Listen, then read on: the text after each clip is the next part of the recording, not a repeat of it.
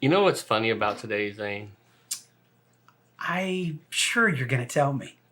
It really is Friday today. Whoa, wait a minute, stop. Hold the press. It's really Friday. It's really Friday. Which means it's second pour. And today we're going to second pour a rewind of Russell's Reserve. Single Barrel. Single barrel. Right after this.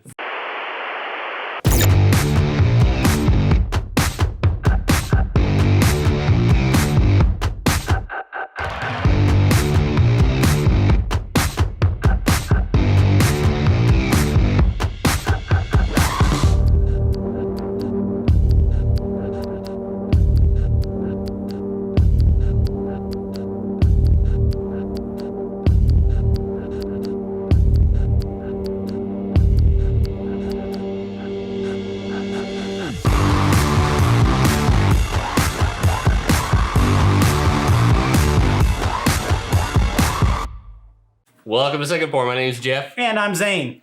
And today we're going to rewind a whiskey that we've had on Whiskey Pop, but we never had on Second Pour because Second pour is where we do the real review. And Second Pour is almost a year old. So we're going to bring some older whiskeys that we never did on Second Pour and review them now. And let's face it, this is a little gem. This is Russell's Reserve Single Barrel. Now, tell me a bit about this. So this is produced by Wild Turkey, but it's from the master distillers of Wild Turkey, which is a father and son pair. And they specifically picked these barrels out to make these whiskeys. And let me tell you, aren't they good at picking? They're some good pickers. So I think we should pour this so we can get started reviewing it. Pour it up, maestro. Maestrovian.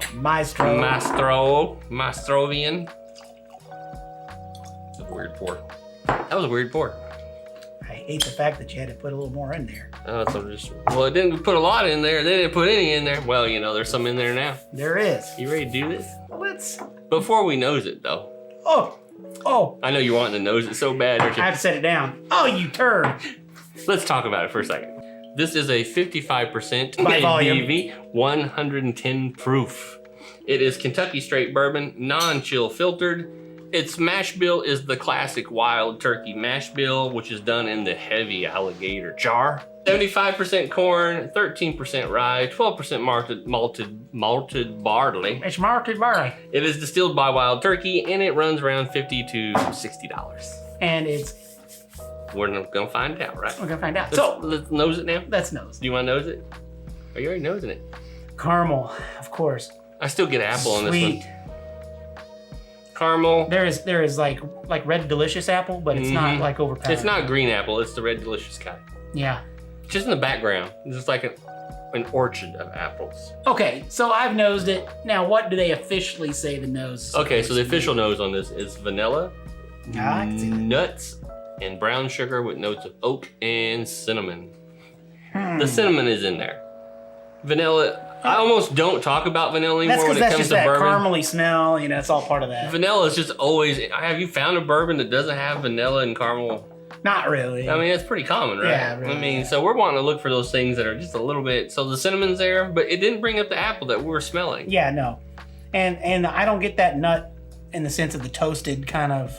Like, I don't know if that's the flavor they're going for, but. And you know, when we first started Second Pour, we started those in October, right? Yeah. Around Halloween, so we're getting pretty close to that again, right? You know, the funny thing is, when I smell this whiskey, I think about October and Halloween. It reminds me of like just the season. So Well, that caramel and it the has corn and the A candy corn goodness here. yeah, I mean, that's it really does. that's what it brings up. Yeah. And that's the first thing I think of. Oh, I man. really kind of want to drink this. I say we take a sip and then we tell what the intended manufacturing So just a wee sip? notes are supposed to be. Just a wee sip. Just a wee sip. We sip. See what we're getting out of it. Are you sipping it? I'm getting ready to. Are you doing it? Okay, I'm sipping it. The thing about this whiskey is it doesn't feel like it's going to be that hot, Yeah, but then that cinnamon just kind of yeah, it gets pops it. it, right? Yeah, and it's really well blended. Yeah, they definitely know what they're doing when it comes to this Yeah. whiskey. You know, I really get more of that cinnamon now on the taste than I was on the nose. Yeah. I feel like all I'm doing right now is just saying, yeah. Yeah. Yeah, I'm giving more Some of that. good whiskey, yeah. And I get, yeah. Now let's see. I'm losing the apple. So remember I was getting some of that apple in the scent. The apple's not there anymore. It's really it's like a rush of vanilla, cinnamon, a little bit of caramel. Yeah, but we do have that tanniny oak flavoring. Oh, the oak's just sitting right there on top. Yeah. Right. And I think it kind of dries out as it kind of, I don't really feel like this is really hugging me really heavy, and I thought it would. No, it's not. And in fact, I get more of that persimmon tongue. The tardiness, right? Yeah. I think it's because it's drying out. Yeah, the dryness of it. It seems to dry on your palate pretty quick. Yeah. All right, let's see what they say about the palate on this. Ooh, spicy, bold, deeply complex with creamy toffee, licorice, and vanilla.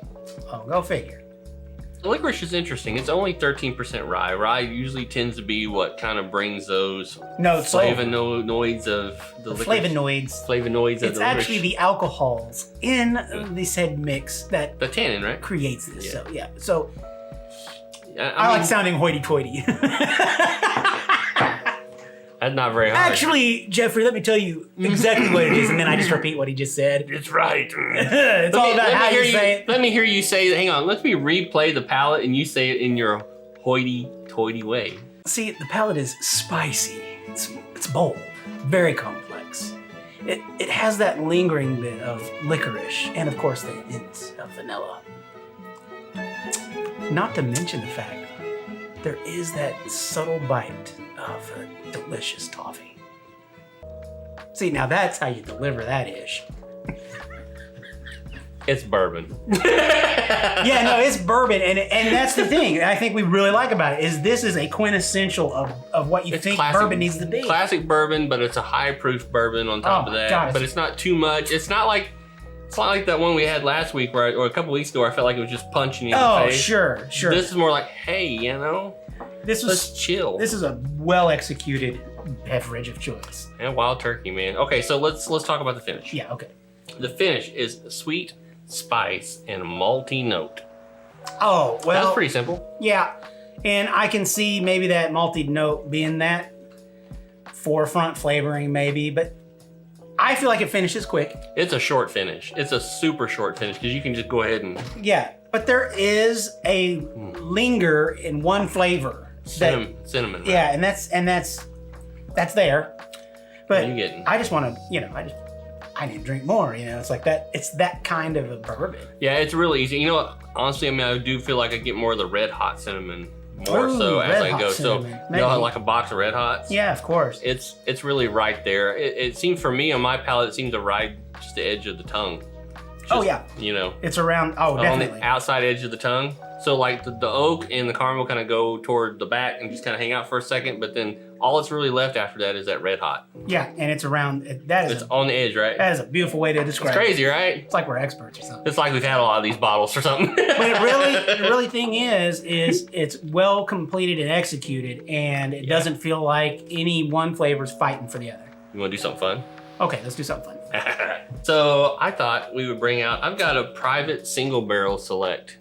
Ooh. Of the same stuff, right? I'm kind of curious of how it compares. If we're getting more of the cinnamon, a little bit more of the caramel, what do we get out of it? So I say we pour just a little bit. I think we also were asked to pour a little bit more there. Oh yeah, look, this glass showed up over here. It sure did. It's not the only glasses I picked up. It's like a third glass. It's like there's somebody else in this crowd. Oh wait, I think David sits in here. Yeah. Pour the man a drink. Pour the man a drink. All right, so this would be the single barrel private select. So it's this one. The proof is going to be different on this. 110. Is it 110? Okay. So this one was distilled on 2011. They bottled it in 2020. And the rest of it doesn't really matter. Eddie and Jimmy Russell are the guys who picked it as usual. So let's oh shit. Okay. That one's it right there. This is the private select, right? All right, let's go in. What do you smell? Oh. See, I smell more of the apple. The apple's stronger, right? Yeah, and it took me a second actually because it had less of the cohesive smell. I don't feel like it's as harsh. No, it wasn't. Now, let's clarify. Harsh is something different here. It's not as strong. Strong, yeah, I like that. This has been around a little while. Open for a while. I don't know how long this one's been open, but this one's been around for a little while, so maybe it's kind of lost some of that. But that green apple. Yeah, that's really in there. That's really strong. All right, let's try it.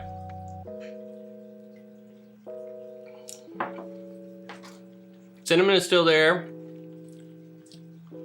Cinnamon's still there, and almost it feels like it's the same.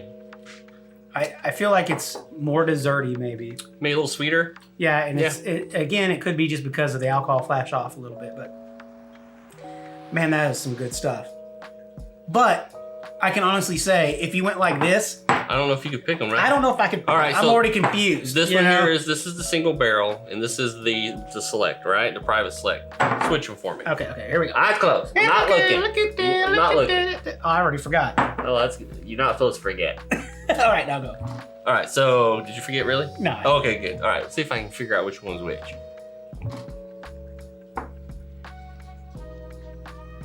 See, I think you're gonna tell right off from the nose.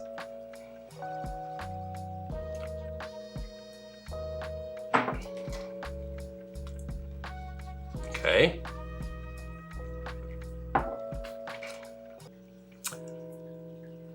That's the private select. That one is.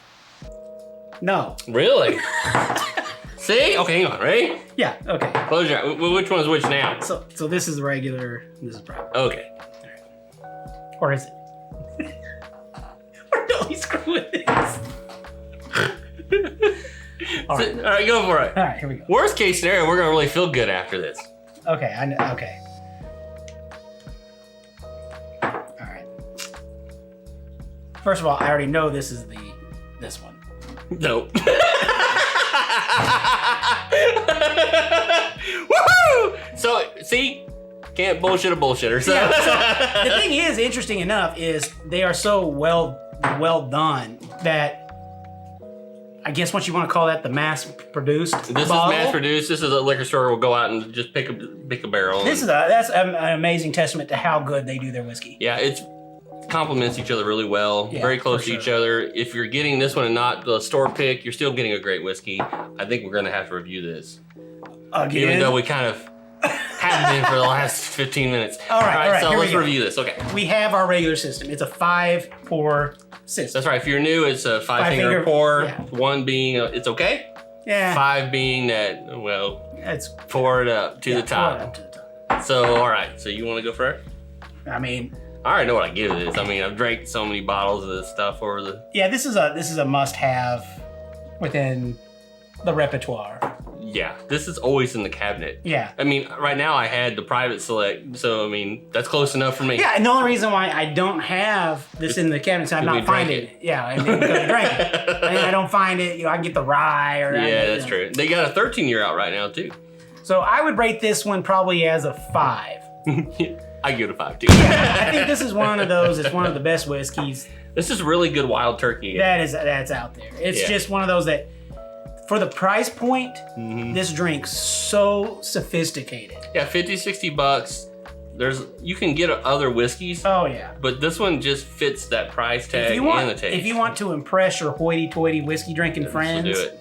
This is it. This is not a unicorn, so you can usually find this. You should be able to anywhere on the shelf. The unicorn right now is the 13-year that just came out. That's one that's hard to find, but this single barrel readily available. They also have the 10-year and I think the 6-year, but I still think the single barrel is the best. Keep going. So what about you? Have you had Russell's Reserve, the single barrel? Do you like it? Is it something that you usually keep in your cabinet? Have you not tried it and you've been kind of skipping it and wandering? It's been around for a while, so it's not like this is a new whiskey or something. And there's a ton of reviews out there on it, but we didn't watch any of those reviews. Yeah, we don't got time to watch other people's reviews. I barely have enough time. We got whiskey to drink. That's exactly right. We hope that you have a lot of whiskey to drink and that you'll tell us all about it. Yeah, but write down below if you've had Russell Reserve and what do you think about it. And if you haven't, we would say try it. Go out and buy it because this is a good one. It's a really good whiskey. In the meantime, you guys continue to be cool this week. Be safe, drink safe, hang out with your friends, and catch us on Tuesday for another episode of Whiskey.